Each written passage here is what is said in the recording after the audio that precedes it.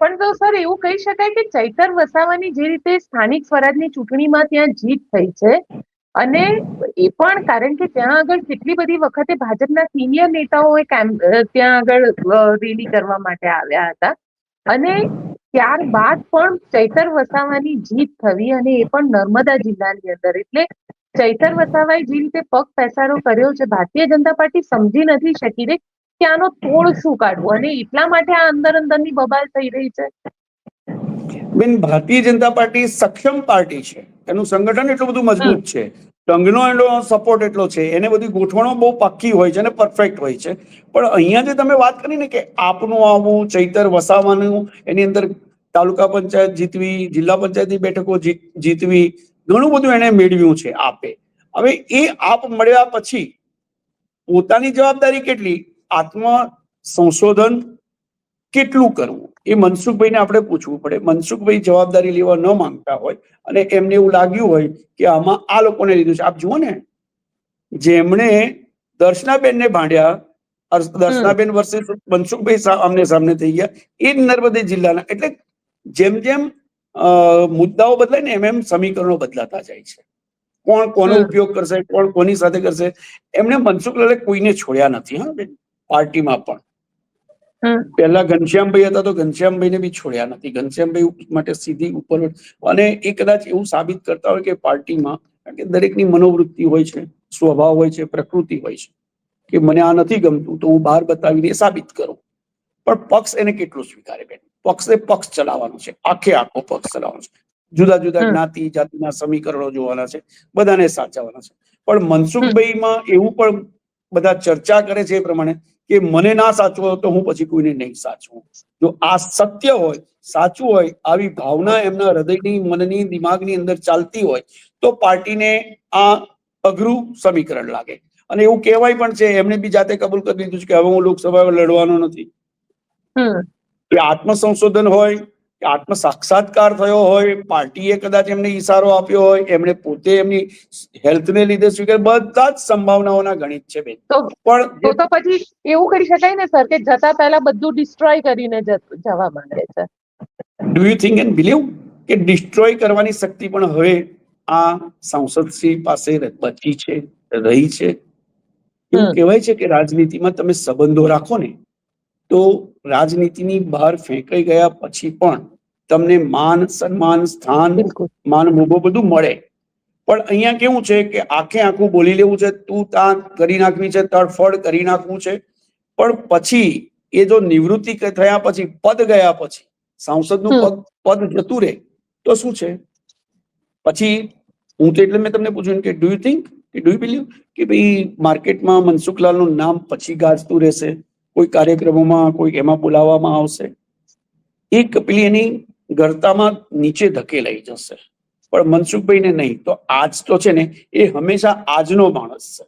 આજે શું છે, આજે કયો મુદ્દો છે, તોડફોડ જે કઈ બોલવાનો તે કરી નાખો. પણ પાયાના કારણે, અને એની વિરુદ્ધમાં ચૈતર કેમ ચાલે છે?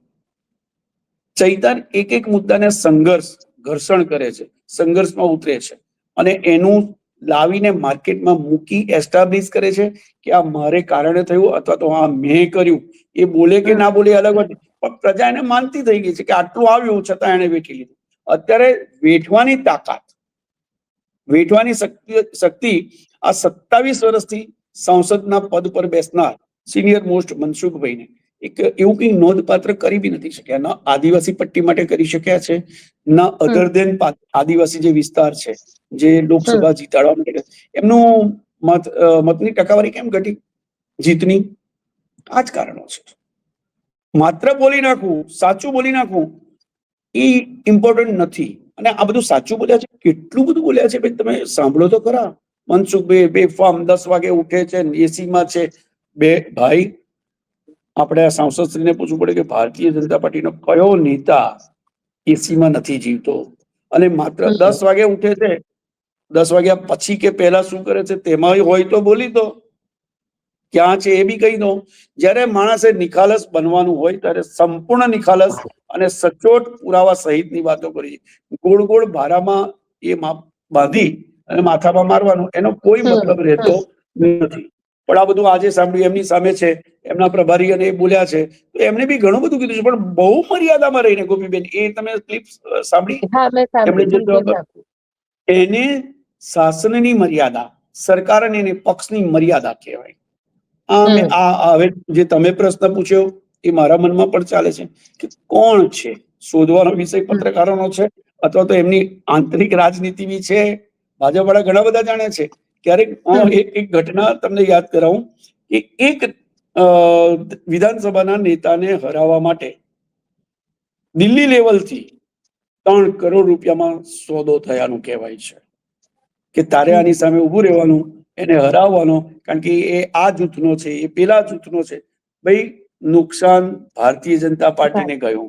અને એવા તબક્કામાં કે 1-2 ધારાસભ્ય બી બહુ ઇમ્પોર્ટન્ટ હતા. એટલે આ બધું થાય છે. આમાં બધું જ શક્ય છે. રાજનીતિમાં બધું આપણે કીધું એવું કે બધું જ શક્ય છે. પણ આ આટલું બધું જોરથી કે અશિસ્ત ને અસંયમી બનીને તો આનો ફાયદો મુદ્દો શું હતો? ખાલી આત્મમંથન, આત્મચિંતન. આ તો બેન આત્મરુદન થયું. આણે આ ના કર્યું, આણે ના કર્યું, આનું આત્મમંથન. હવે માનનીય સાંસદશ્રીને આપણે વ્યક્તિગત મળીશ ત્યારે પૂછી લઈશ કે આત્મમંથન આને કહેવાય? આક્ષેપબાજીને આત્મમંથન કહેવાય? અને તે બી મીડિયાના પ્લેટફોર્મ પર. પક્ષને પણ વિચાર કરવા જેવું છે. જો કે પક્ષે માની લીધું છે અથવા તો ગાંઠ વાળી લીધી છે કે આનું ઓપરેશન આપણે કરી નાખશું સમય આવે કે ના. અને એનું નુકસાન ઓવરઓલ ભારતીય જનતા પાર્ટીને ભરૂચ જિલ્લામાં અને ખાસ નર્મદામાં કેટલું થશે? કારણ કે એક તરફ તમારે તમારા જે વિપક્ષીય પાર્ટી છે તેની સાથે લડવાનું છે. બેન, ભારતીય જનતા પાર્ટી એટલા આત્મવિશ્વાસ અને એની અંદર પ્રવૃત્ત રહે છે, એમને ખબર જ છે કે અમને જીતાડનારા કોણ છે. એટલે તો તમે જોયું કે ચૈતર વસાવાની સામે કોને કોને માર્કેટમાં મુકાયા, પ્રજાની વચ્ચે કોને મુકાયા? ખુદ મોદી સાહેબ આવ્યા. હમણાં આ ચૈતરને કટ્ટુ સાઇઝ કરવા માટે કોને કોને વપરાયા, કોનો કોનો ઉપયોગ થયો? હર્ષ સંઘવીજીનો થયો, બીજા ઘણા બધા નેતા થયા. એમને નાણાં કોથળીની તો કોઈ ચિંતા નથી, પણ એની જુઓ એટલો જ સક્ષમ માણસ, વ્યક્તિ ચૈતર વસાવા આપમાંથી પણ ઉભો છે. અને એને કોઈની કઈ ચિંતા કરવાની જરૂર નથી. કેજરીવાલનું શું થાય, દિલ્હીમાં આપનું શું થાય, પંજાબમાં આપની સરકારનું શું થાય, કે એ ચૈતર વસાવાને ગોપાલ ઇટાલિયાને પડેલી નથી. પણ એમની પ્રગતિ બી છે. અને આ નિષ્ફળતામાં મને તો એવું કંઈક લાગ્યું કે આ નિષ્ફળતાને કારણે ફ્રસ્ટ્રેશન ભાજપના આ એકાદ બે વ્યક્તિમાં નેગેટિવલી વધારે આવી ગયું ને. એમાં કદાચ મનસુખલાલ એ ઉછળી ઉઠ્યા, એ ઉકળી ઉઠ્યા. એમણે શબ્દો બિલકુલ નિર્ભયપણે એ આક્ષેપાત્મક શબ્દોનો ઉપયોગ કરી દીધો, જે પાર્ટીને બી નથી શોભતું, પાર્ટીની શિસ્ત અને સંયમની વ્યાખ્યામાં નથી આવતું. એ આવ્યું છે કોણે? જે સામે પ્રભારી કે એને જે જવાબ આપ્યો, એને બહુ અમે આટલું કર્યું, અમે આટલું નથી કરી શક્યા, એ બાદલ અમે મનસુખલાલને તો વડીલ અને સન્માનનીય શબ્દો વાપરે છે. તો શું ભારતીય જનતા પાર્ટીમાં એકલા મનસુખલાલ જ વડીલ અને એ છે, સન્માનનીય છે? સન્માનનીય છે, સાંસદ છે, લોક પ્રતિનિધિ છે, 7 ટર્મના છે. પણ આપણે તો કહ્યું કે ભાઈ માનનીય નરેન્દ્રભાઈ મોદી વડાપ્રધાન તો એવું કે છે કે સત્તાનું સામર્થ્ય આવ્યા પછી વધારે નમ્ર બનવું જોઈએ, વિનમ્ર બનવું જોઈએ. હવે ભારતીય જનતા પાર્ટી માટે તો એ સંશોધનનો વિષય છે કે સત્તાને સામર્થ્ય પ્રાપ્ત થયા પછી નમ્ર કોણ અને કેટલા બને છે.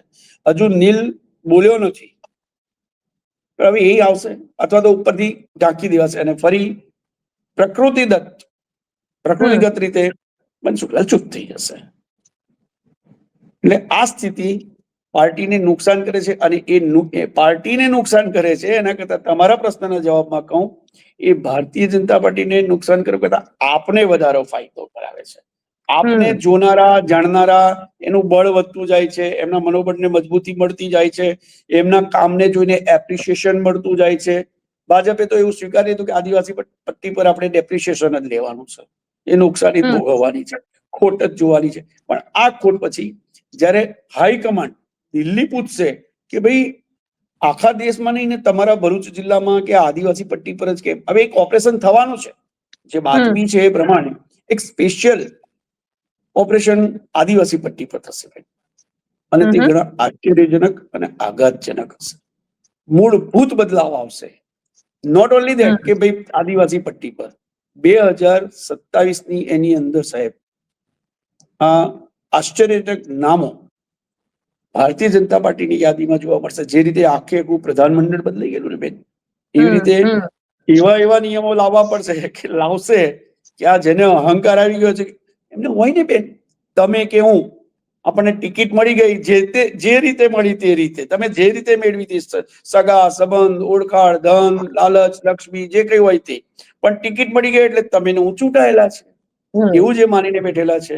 હવે એ સિસ્ટમ થી કે એની રીતે નથી. જુઓ તમે ક્યાં ક્યાં અમારે ભરૂચ નગરપાલિકામાં બી એવું છે કે અંદરની લડાઈમાં 2 જણા હાર્યા, 2 સીટ ઘટી, બીજેપી છે અને આપ ઘૂસ્યું છે.